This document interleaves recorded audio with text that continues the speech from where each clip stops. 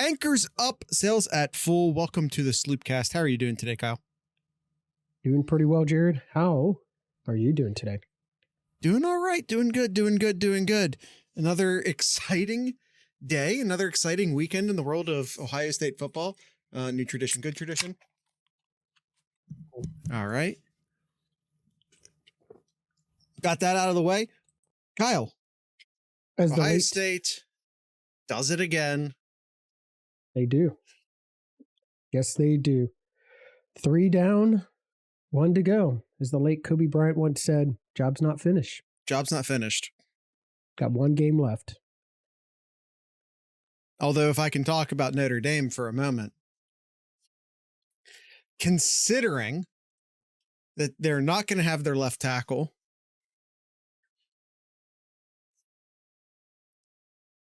considering the general state of Notre Dame, easiest playoff game we've played so far? Question mark? Well, let's not get ahead of ourselves. Well, yeah, they may not have one of their interior linemen too. Yes. Yeah, I mean, we'll cover that next week. I know a lot of people want to talk about the national championship game as much as we want to right now, but let us absorb. Let's rewind. Last weekend, the Cotton Bowl in Arlington, Texas, in the backyard of the Texas Longhorns, or the back door field there. Ohio State comes in the 28-14 victory over the Longhorns there with a second victory over an SEC team. Their fourth, the Buckeyes' fourth top 5 opponent victory this season. Now, granted, yes, the playoffs make you play tougher opponents down the stretch. Sure. I get that. I don't know why you're. But you got to win those games. You got to win those games, though. 100%. Listen, Ryan Day can't win big games. Dead, gone. Toss that narrative away. Oh well, he can't win big games if it's close. Dead, gone. Throw that narrative away. Yep. Ryan Day can't beat the SEC. Ohio State can't beat the SEC. That narrative, gone, dead. Throw it away. Listen, Ohio State owns the SEC now. We marched into Tennessee, took a detour into Texas, which isn't historically accurate. And then, just like the great Ohioan himself, General Sherman did, we're going to finish the job in Atlanta.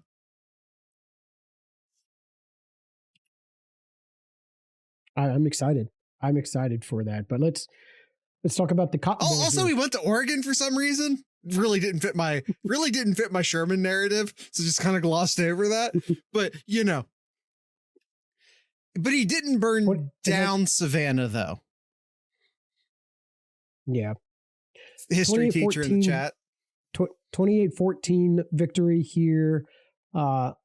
Defense was the name of the game here. Like and Jared and I talked about, I'm sure, pretty much every other podcast or any other outlet that you absorb in, talked about these are the 2 of the top defenses in the country here. No, and who's going to disagree with you? The top 2 defenses in the country. And we saw it here. And a lot of Ohio State fans during the game were griping on Ryan Day, like, this looks like the Michigan game, blah blah blah. No, these are 2 top defenses going at it. Yep. Going blow from blow, hard hits. They were hard hits going at it. Players needing to take an extra breath after each play here, just blow after blow, and comes down to just a few plays every game here. And Ohio State came up top making those few extra plays compared to Texas. And there was times there was like, oh, is Texas going to make a run here? And there's times that, is Ohio State going to make a run there? And oh yeah, momentum shifted a few times. Great teams find ways to win the game, and Ohio State did that on the backs of the defense here. Yeah, I mean, we can certainly have listen, Ohio State fans, quite frankly, past 2 weeks got a little spoiled. If you thought you were going to put up 30 points against this defense in the first half. What did you predict the score to be, Jared? 31, 13, I believe. I had 28-17. So I knew it was going to be, I had a feeling Ohio State was going to win by more than 10 here. So I'm really happy it was 14 points here. Granted, yes, that late, we'll get to that here in a little bit, but that late turnover touchdown made the score a lot more widespread than it really was. But hey, yeah, no, I mean, this Buckeyes win by 1, win by 14. You get that W. Yeah, I mean, at the end, this game was closer than the 14 point victory shows, obviously. Texas and Ohio State, where if you take the entire game and you spread it out, pretty even. I really never doubted Ohio State was going to win, even when they were, back against the goal line. I was sitting there thinking, okay, well, if they get the touchdown here, I was thinking, one, Ohio State has put up a bunch of goal lines, best red zone defense in the country. Ohio State's put up a ton of red zone. I was never thinking to myself, okay, Texas is absolutely going to score here. Never, not once. God, there was so much similarities. But even then I was thinking, well, even if they do, there's like 3 minutes left on the clock. Mm-hmm. Yeah. So many similarities on that first and goal at the 1. It was a couple years ago in the Red River rivalry game. Texas at the 1 yard line, run down the middle, get stuffed. The second play, they do a pitch and lose yardage. Mm-hmm. Oh, and ultimately, Texas they lost didn't, a lot score. More yardage against Ohio State. They did, yeah. But so many similarities looking at that game and then what happened this last weekend here. But I mean, yeah, so many ways I want to. I disagree, talk about Austin. This game here. So many things. Everyone keeps shitting on Sark. I get it. Not every defense is Caleb Downs. Yeah, but you should have scouted the fact that Ohio State does. They were never going to get in on that pitch play. Texas never. That Ohio State has Caleb Downs. Right. All right. Let's that slow developed pitch to the outside was never getting it against Ohio State. That was a terrible play call. Sark called a great game. It didn't work. Sark called a great game. I think he did a really good job for Texas. At the end of the day, Jack Sawyer was just better. I don't know what to tell you other than that. Yeah. All right, let's get into the grading here. That way they weren't going to pound it on McDonald. No, they should have been passing. Austin, they should have been. They should have been. Yeah, I want to get into that here. So let's jump into our. They hit a couple outside sweeps earlier, not on the goal line, not in the red zone. It's a different beast down there. Totally different beast down there. It had nothing to do with our interior. They should have been throwing it. All right, let's talk about report card. Yep, let's get into the report card here, Jared. A lot of different areas we want to talk about. I want to kind of structure the podcast here a little bit here. So many ways so many things we want to talk about here. So many. So you want to structure the podcast? I know I do. Right. Offense. Let's start with the offense here. Ohio State's game plan here. How do we? Yeah. How do we start with the game plan here? Because going into this game, Texas has some stellar secondaries. Oh yeah. We thought Ohio State we thought Ohio State might have had some success.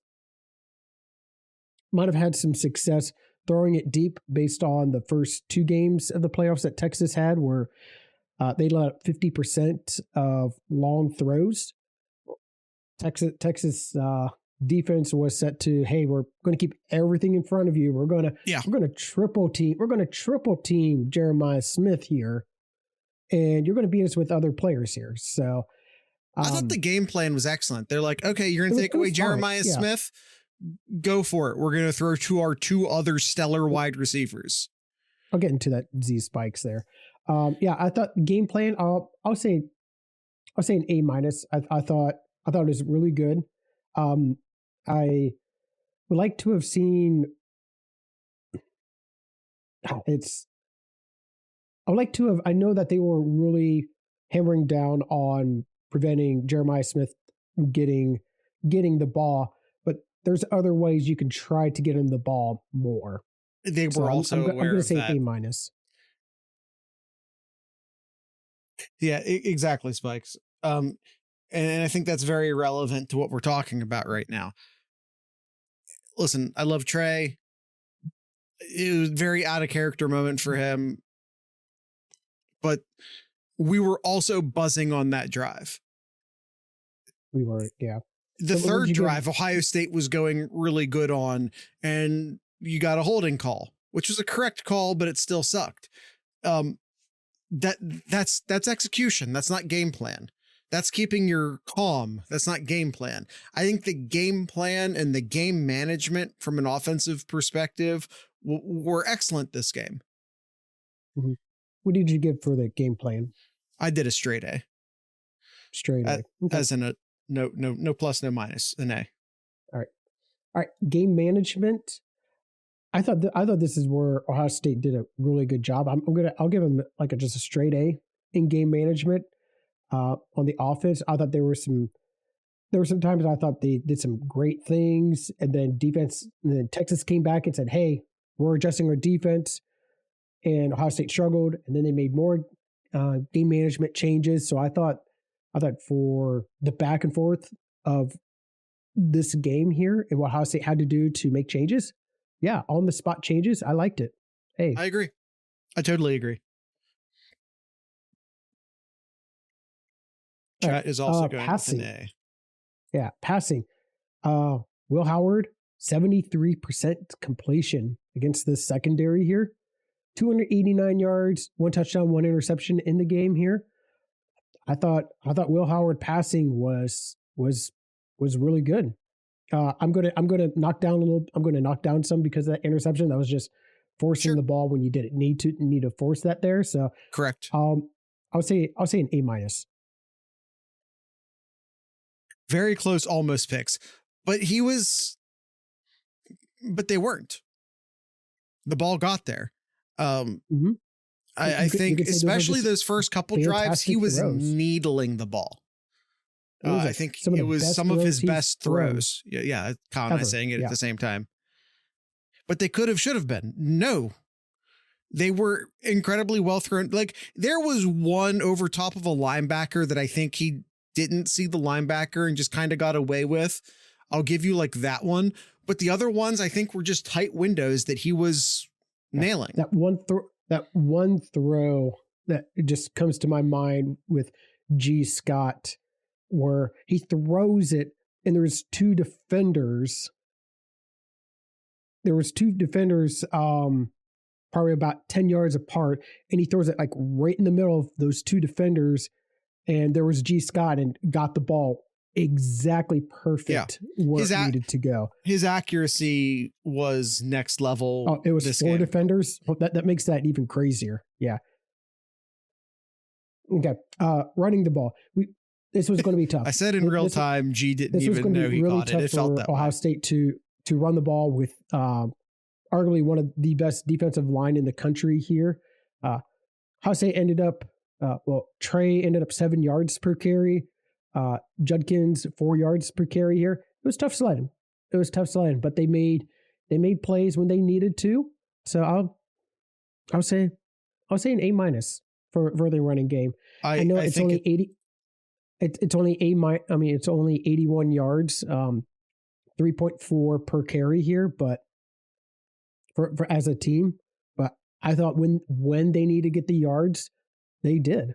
They got the yards that they needed to. I'm sorry. No, the running game was bad. They ran too much zone. I disagree, Austin.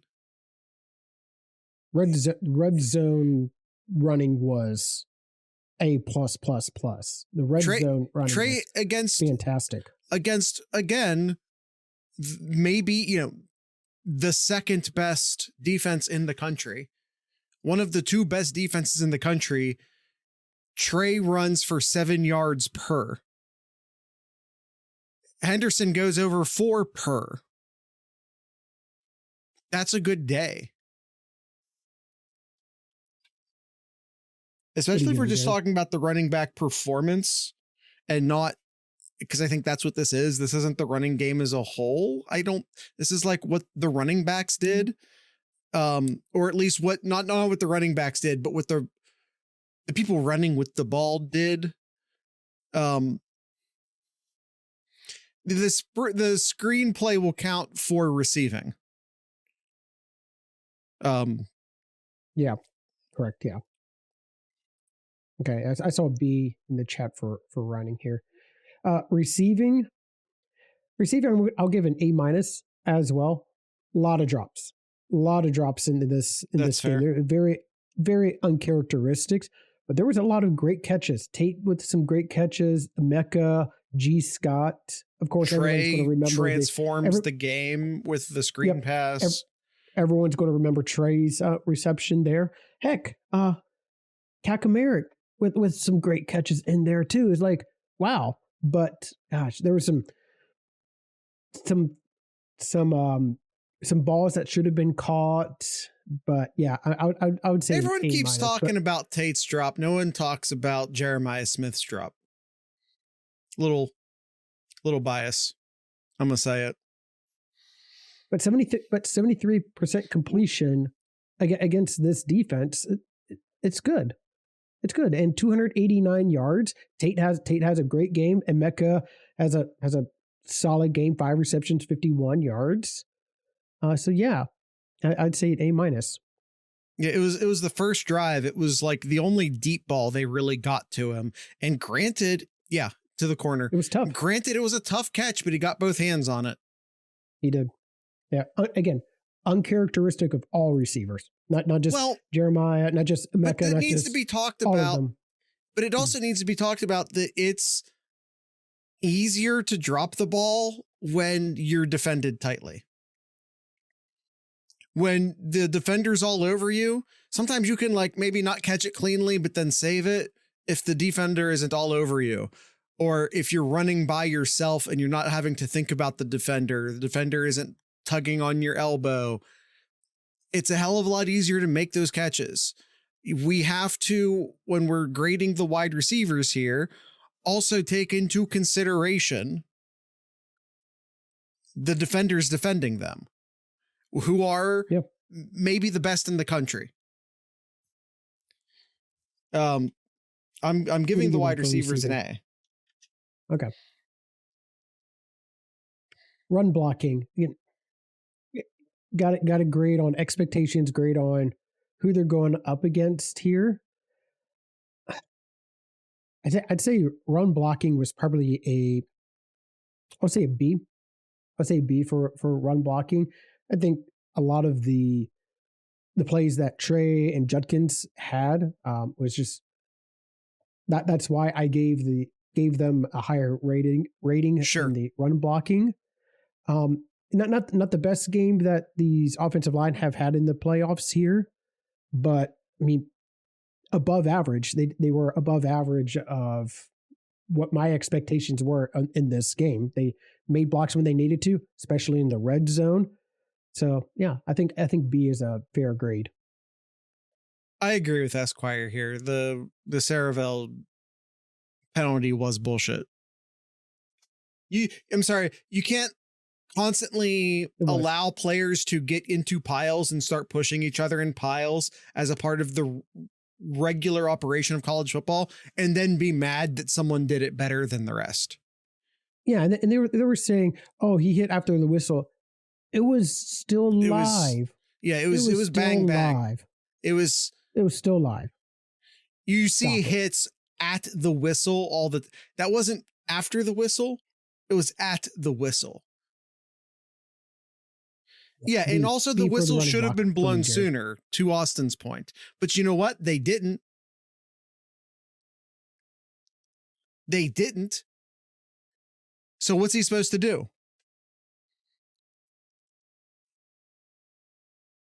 What's he supposed to do? So again, it wasn't the best run blocking performance. But you also, again, have to consider who they were playing. I think I'm going to give them a B+ personally. Yep. All right, and I see a B-. B- is in the chat. What did you say, Kyle? Solid B.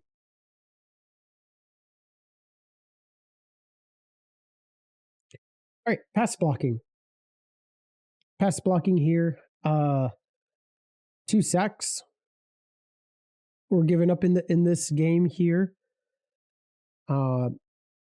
Which I think was obviously you don't want to see any sacks in this game here, but for how good the secondary is and knowing that Will was going to hold on the ball a little bit longer than he typically wants to or has in recent games here.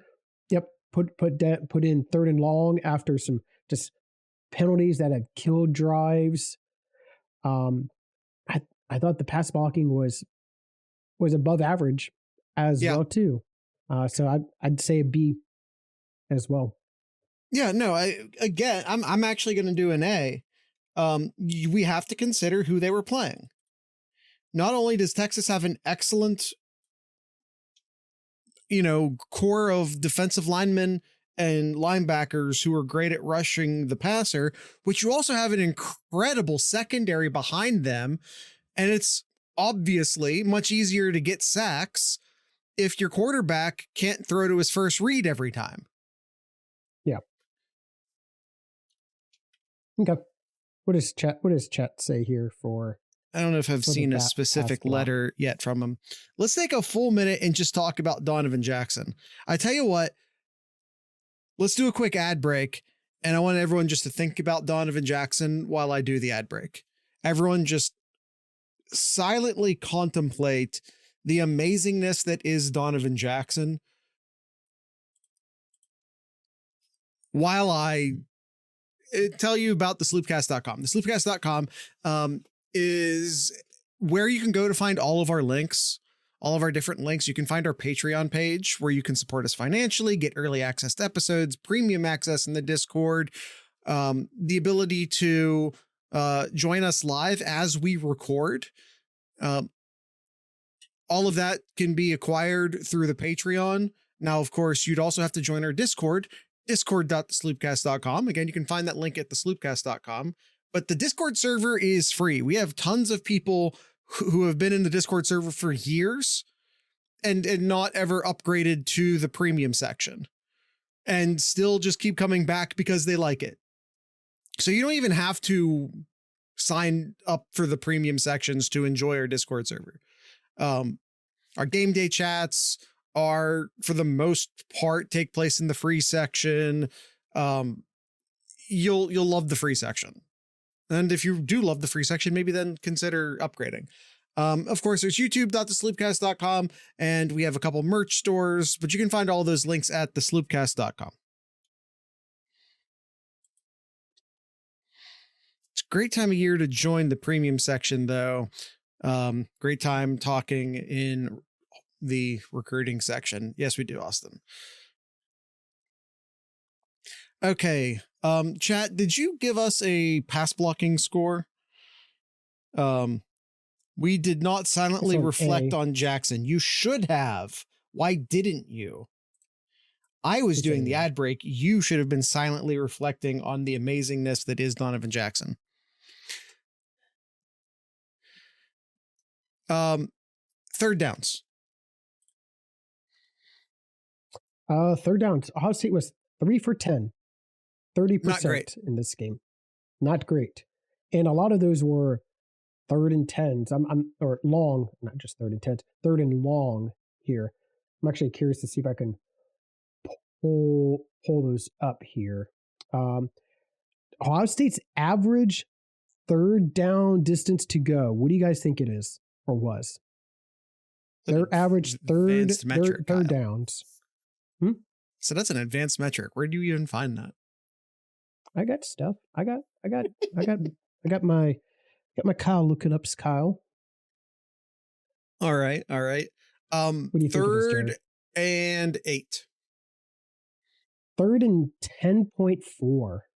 Whew. Texas was 3rd and 6.6. Ohio State was on 3rd and longs, so 9+. They were 0 for 4. And on shorts, 1 through 4, they were 1 for 2 then. Speaking of 3rd and longs, by the way, underrated play in the game was G. Scott getting, Austin's ahead of me on that one. G. Scott almost getting a first down, but it was, that was over 10, I think. That was like a 3rd and 12 or something like that.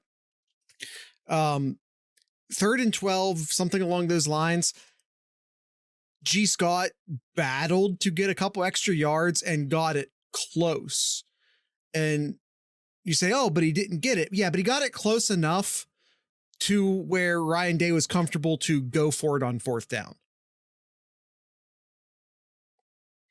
He was only going to get like 3 and got 8. Yeah, it was an amazing continuing effort play by G. Scott to set up the ability to go for it on 4th down, easily, or not easily, but safely, smartly, whatever word you want to use there. Yeah, we punt otherwise, then go behind on a long Texas drive field goal. Maybe. But you don't want to get hosed on monetization. It's all good. 3rd downs, still not great. Great job by G. Scott, but overall team not great on 3rd downs.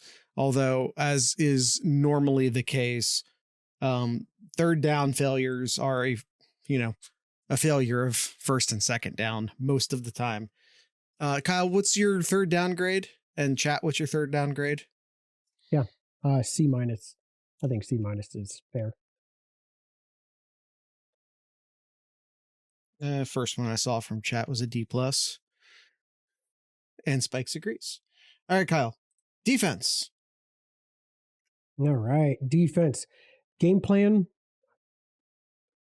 I thought was excellent. I liked what I saw for what they were trying to do, and that was make Ewers uncomfortable. We know that Ewers, when you get pressure on Ewers, he makes mistakes. He's not comfortable.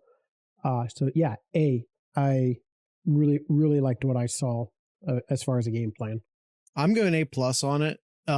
Stopping if people out there listening maybe didn't watch a lot of Texas this year, one of the things that Texas would do a lot during the season was like come out of the game really hot, score some points, and then sort of flatten out through a lot of the rest of the game.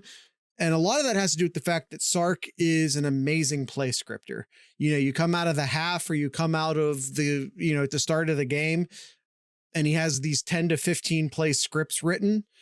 He's amazing at that.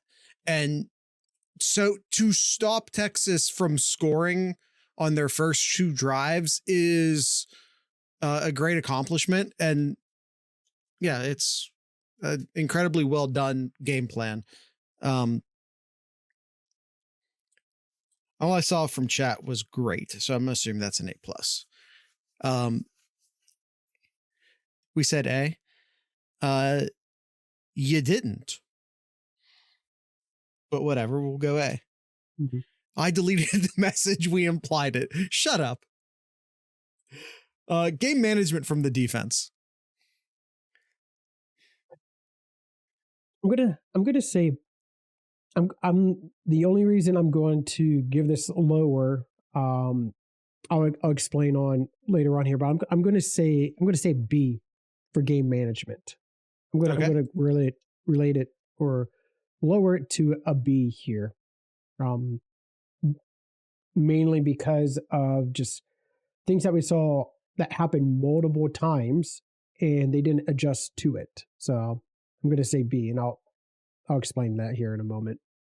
Fair enough. I think chat says B plus. What about the run stop, Kyle? Oh, what did you have for game management? A minus. A minus. Run stop. The run stop itself, A plus. The run stop itself, an absolute A plus. I agree. What were their run numbers? Wisner had 2.7 and Blue had 4, but he only had 4 carries. 4 carries for 16 yards, which I'm stunned. They only gave him the ball rushing 4 times. I'm actually stunned. You know, they got into a point. Yeah. Whatever. Yeah. Pass rush. Pass rush. 4 sacks. 4 sacks in this game, and a forced fumble, and a fumble recover by the pass rush there. Oh, was there a fumble recovery? I hadn't heard. Yes. Yeah. A. I'm doing an A plus. I mean, you won the game on the pass rush. At the end of even when they did, I don't think there were too many instances of Quinn Ewers having a clean pocket. I'm not saying it never happened, but there weren't a lot of instances of it. But you know what happened when he did get clean pockets? That ended up for 2 touchdowns on to the running back there. Yeah, and that's why I gave the game management lower, because we saw what they did. They wanted to get the ball to their running backs receiving. Their running backs had 11 catches. They had almost half of the catches. Yeah, that the team has here. And Blue did that twice and got did like wheel routes and got 2 touchdowns out of it. Like, the first time was coming. The first time is one thing. To not be prepared for that the second time was not great from a game management standpoint. Yeah. But other than that, I thought overall they did a pretty good job. They held the big tight end Helm to only 2 catches. Golden was out for a lot of the game, but he did make a big catch on that last drive, or one of the last drives. But yeah, I thought overall the pass coverage was pretty good. So I'll say B plus. I'll say B plus. It could have been better. We've seen better from this group of secondary and pass coverage in general. So I'll say B plus. Yeah, I think the wheel routes, the last drive, should have had more picks too. Yeah, but held Ewers to 59% completion. Also, yeah, so that could be a lot. You could say that's a lot with the pass rush too, making him uncomfortable. Sure, it's a defensive unit as a whole that made Ewers. Hold on, we have a conspiracy 59%. theory. We have a conspiracy theory in the chat from Spikes. I have a theory that these wide receivers that we kept knocking out since they were going to lose and didn't want to lose draft stock with a quiet performance. Ohio State has knocked several wide receivers out of the game this playoff. And running backs. Didn't this game. But and a tight end now. Well, that's the thing though. Gunnar Helm and Golden sort of popped into the game on that last drive where they hadn't been in for a while. I kind of think maybe that's why Ohio State maybe wasn't ready for them. Yeah. Sure. What was the pass coverage chat here? Tackling. I felt like they struggled tackling some of these running backs though. especially on the receiving side here.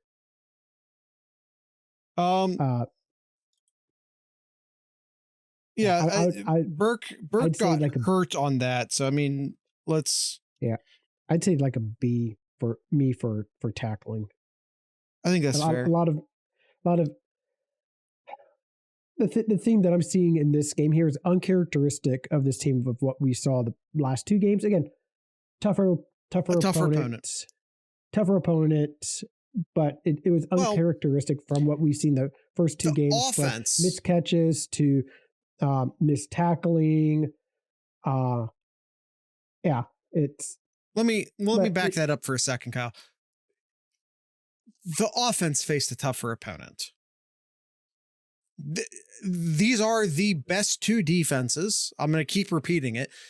Ohio State and Texas are the best two defenses in college football, and I don't really even think there's a conversation. If we were doing a tier list, they would be alone in the S tier. That being said, in my opinion, the best offense in college football is Oregon. So I don't think the defense faced a better, tougher competition this week.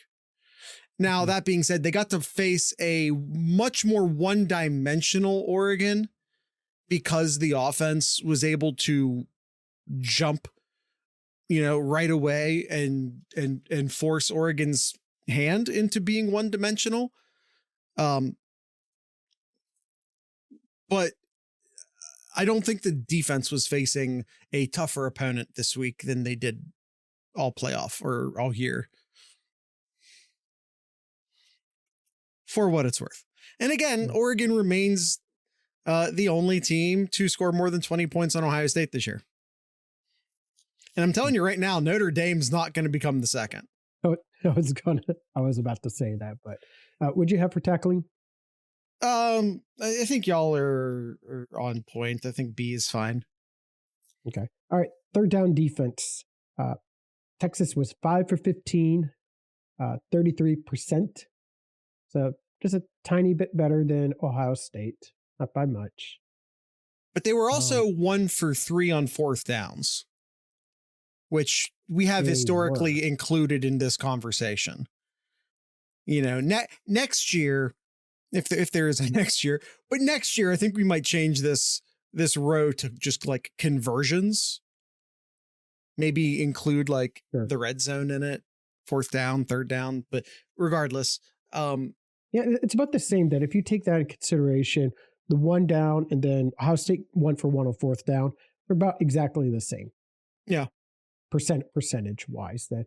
So, I think defensively, I thought it's fine. So I'd say an A-. I'd say an A-.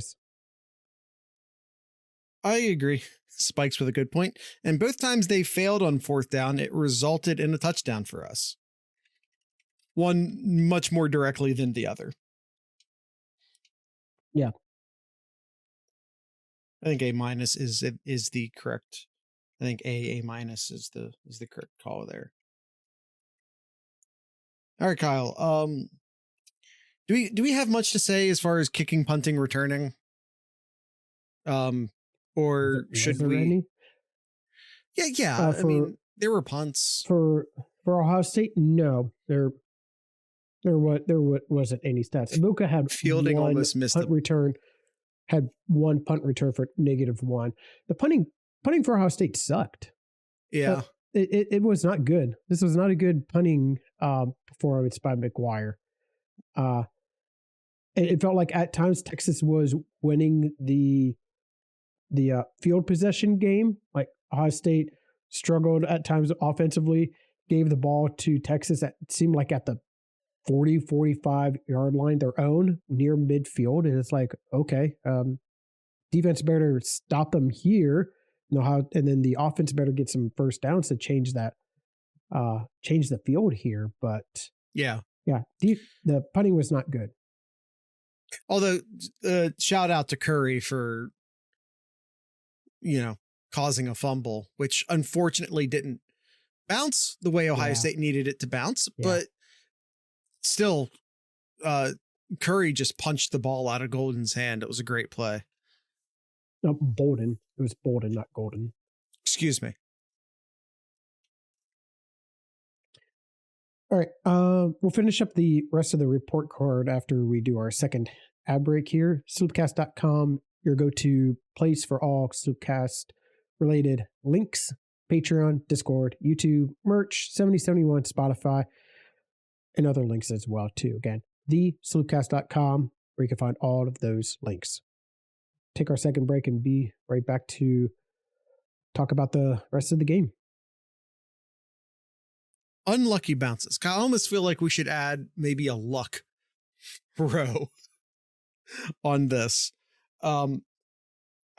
It's very well. All of this is subjective, but yeah.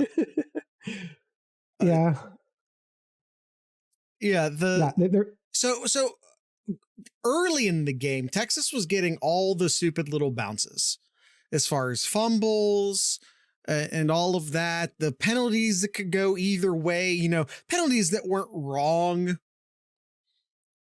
but could have been called either way. We weren't winning those. The little tiny bounces here and there, we weren't getting those.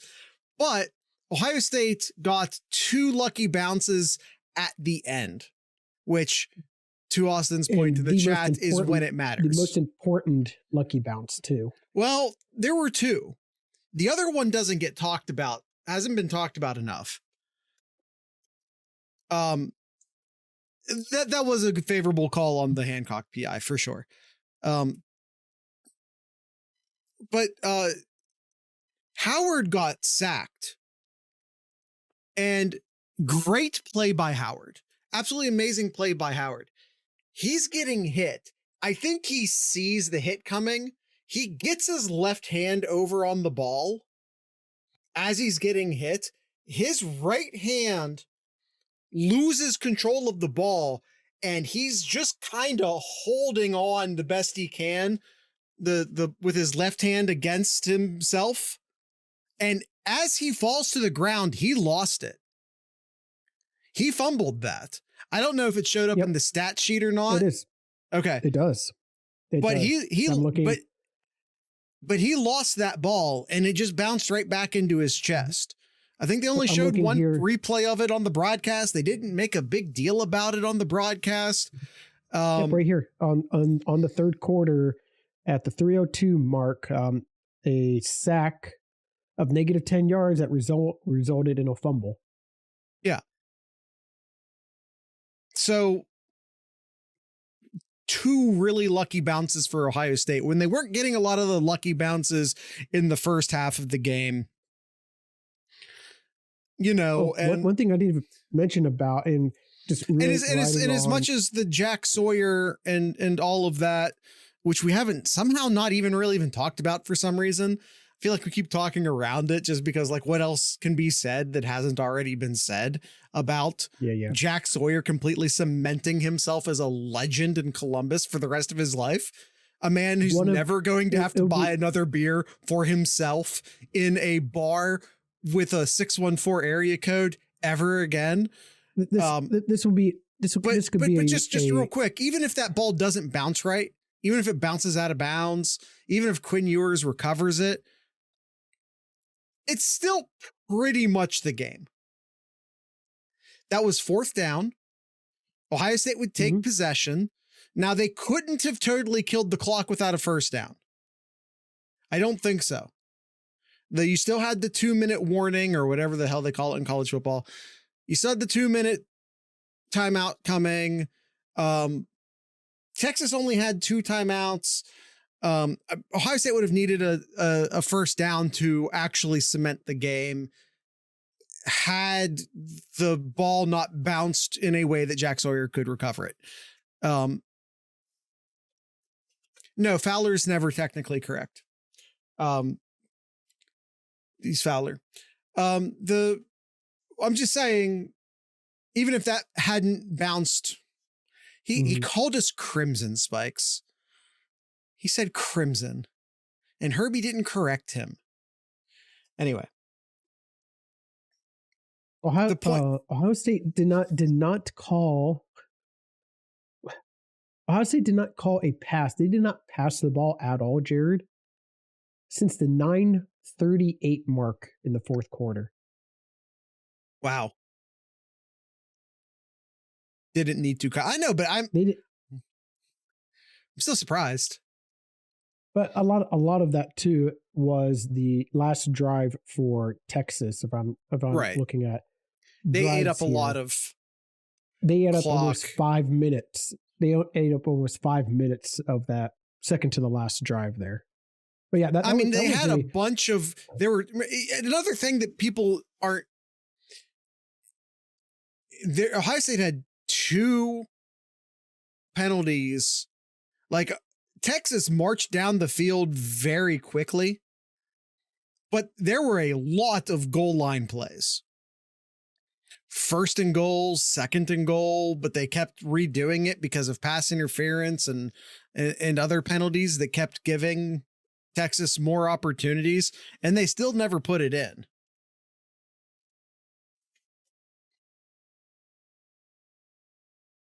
Will Howard's run was great. Yeah, that was a great play call by Kelly and Day and company. Give us an inch and we'll defend it. 100%. 100%. That was the defensive line. You're at your own 1 yard line. And they could have easily, and I think Jared mentioned a little bit of that, they could have easily said, hey, let's just let them score so we have more time. But they could have done that. They could have done that, but yeah. This defense has shown time and time again this season that they will guard every blade of grass, every blade of plastic, every chunk of rubber. Is it the best defense at OSU history? Several dislodged turf pellets locked down. It's hard to not argue that, but let's save that for after the championship game, and then maybe we can have a Wasteland episode too, which I was going to ask Jared. This probably be a Wasteland episode too, talking about two huge plays for Ohio State with Henderson's screenplay going 75 yards for a touchdown. Yeah. And then you had Jack Sawyer's. What did that end up being called? Was it 83 yard? Yep, 83 yard fumble return touchdown. Those 2 plays, probably more so with Sawyer's touchdown, but where do those 2 plays stand in the lore of Buckeye history? Like, it's got to be up there. If you want it to count, as an all-time play, you have to win next week. Quite frankly. Well, and I think they talked about it during the broadcast. About Sawyer making that interception in the red zone against Michigan, and talk about we would still be talking about that play if Ohio State won that game. Yeah, exactly. But with this one, going for a touchdown, to solidify the win, it was reminiscent of the Steelers had a very similar play against the Cardinals in, I forget which Super Bowl number it was, but yeah, it was, Kurt Warner and the Cardinals were actually, notice I am getting, guys, it's a play that happened. Get over it. And it was very reminiscent of it. Get over it. Sorry for mentioning the Steelers. It wasn't. Yes, it was. It's very, very reminiscent of the Michigan play, not of the, because it was an interception, not of the Scoop and Sawyer. All right, Kyle, we do need to finish this report card. Effort. I mean, A+. Yeah. No questioning effort whatsoever. What happened? Discipline. Discipline. Well, not so much. Yeah, discipline. I'm definitely going to give down. I'm going to say like a C+. I think discipline was there was a lot of times like just dumb penalties in the middle of the game there that killed. Yeah, C+ is generous, but I'm feeling generous today. I said D+. Kill drives. Like a lot of these penalties just absolutely kill the drives. They just shot themselves in the foot so many times. Just make it a straight C, Jared. It's they I don't think that's going to save you with the chat, quite frankly. That's fine. They shot themselves in the foot so many times. What did they end up having? 9 penalties for the game. 9 penalties for 75 yards. Yes, a couple of them in the red zone, and it is what it is. But yeah, that says a lot about this defense and just how absurd this defense was to keep them in this game. Yeah. And only let up 14 points. Listen, even though the offense was not their typical selves for obvious reasons, but yeah. Again, like when you're facing a really good defense, you're going to commit more penalties. You committed a holding call because you got beat. If Josh Fryer doesn't get beat, he doesn't have to make a hold on that play. Mm-hmm. It just is what it is. That's good teams force the other teams to commit penalties. Good teams force the other team to make mistakes. Mm-hmm. Or even when they don't force you to make a mistake, they're much more likely to capitalize on the mistake than an average or poor football team. So the mistake gets highlighted. I still have never figured out the correct word there. Our defense is very momentum centric. I think that offense. That's Ryan Day. That's Ryan Day. That's Chip Kelly. It's a rhythm. You can go look at that since Ryan Day's been the offensive coordinator, or you can go back and look at any of Chip Kelly all the way back to Oregon. It's a rhythm, use the word rhythm, use the word momentum, but it's a rhythm based offense. When it's clicking, it's clicking. When it's not, it's not. And it doesn't matter if it's Justin Fields or whoever is, the quarterback. That's just how it works.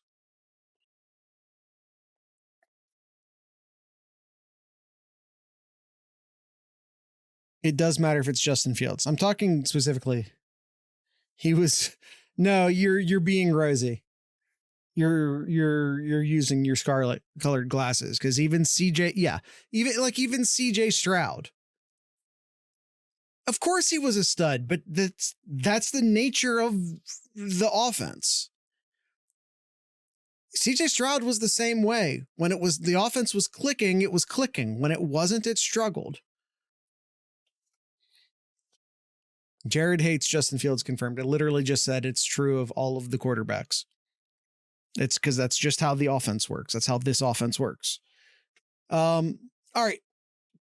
Execution. Not going to give so I felt like the defense executed incredibly well. The offense was sloppy with their execution. Talked about dropped passes, missed blocks. There were some execution issues on the offense, which again is much more difficult to execute when you're facing, one of the two best defenses in the country. So, but yeah, there were some execution issues. I'm probably gonna do like a B personally, because I don't feel like the offense executed terribly. Again, it was sort of like they had the rhythm or they didn't, but I felt like the defense for the most part executed the way they needed to execute.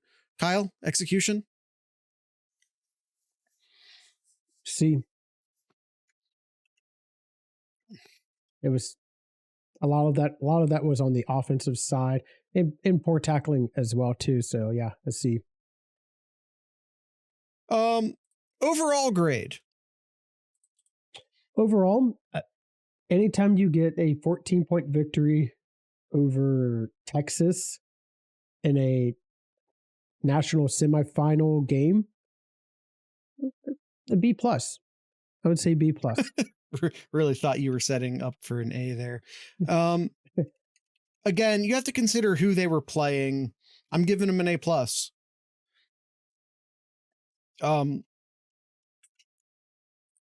Maybe that's generous, maybe, but again, like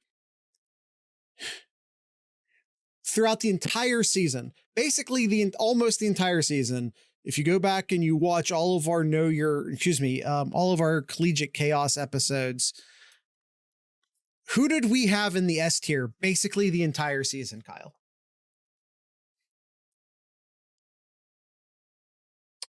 In S tier, the receivers.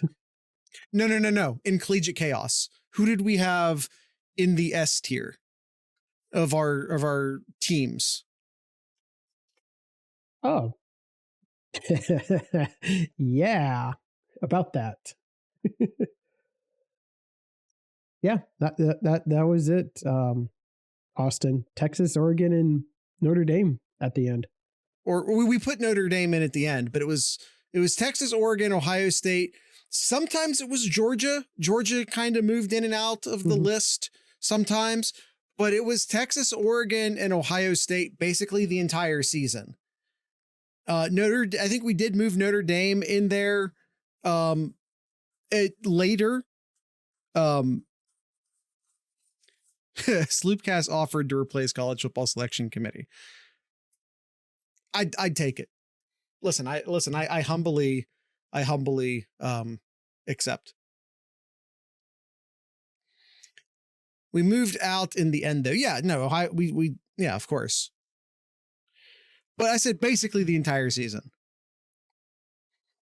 We said all off season long, that one of Oregon, Texas, Ohio State, and Georgia would win it all. Should still happen. Yeah, it's two things. We said a lot of things during the course of this off season, but the two things I'd say we harped on the most is that there were 4 teams above the rest.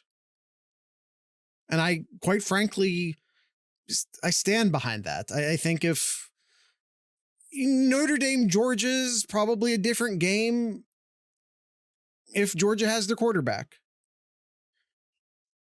Is it enough to win the game? We'll never know.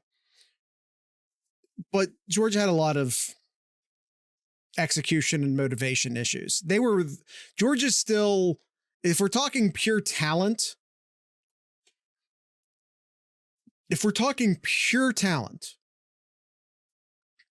Georgia's still one of the best teams in the country. But the football comes down to a lot more than pure talent.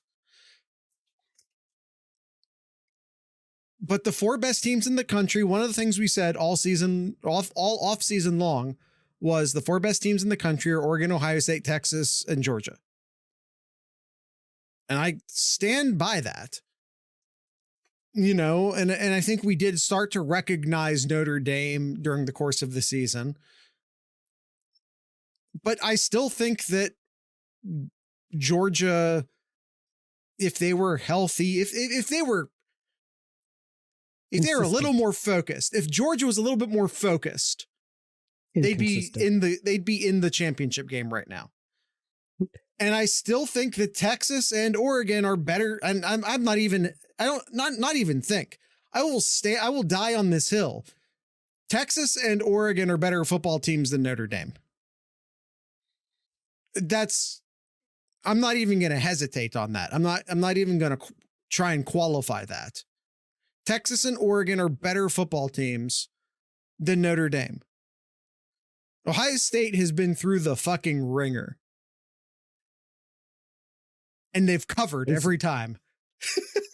Yeah. All right. We are at the hour mark here, Jared. Any last words? Any last comments about the Cotton Bowl here? Obviously, we're all ecstatic for what we saw here, and maybe even more ecstatic for Ohio State going on to the national championship game. I have two questions that I think need answered. Okay. One, where is Lou Holtz? Where is Lou Holtz? Number two, Kyle, do you have anything in Kyle's corner? Do I have anything in Kyle's corner? Ohio State. Uh-huh. An early Vegas line at 9.5. I saw some places opened at 8.5. Some places opened at 9.5, but they're basically, last I checked, which was earlier this morning, we're all at 9.5. Yep.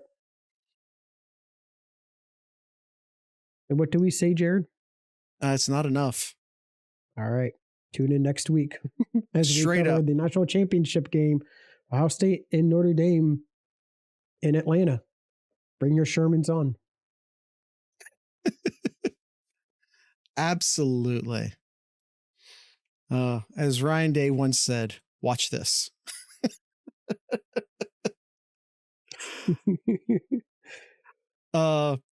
That's it. You good on Kyle's corner? I'm good. All right, he's good. Tonight's ending music, as I'm just sort of cycling through, seeing if I can't find something. I'm not, my shuffle is not helping me, is what's happening. Tonight, let's go ahead and play, I don't know, someone help me out here. Anyone? Bueller? What should we play? Any suggestions in the chat? Any recommendations in the chat? Vapors. That's the first one. That's what we always go to when we can't think of something, huh? Not that I'm against it by any means. I tell you what, we haven't played any Motherfolk in a minute. Let's do Motherfolk.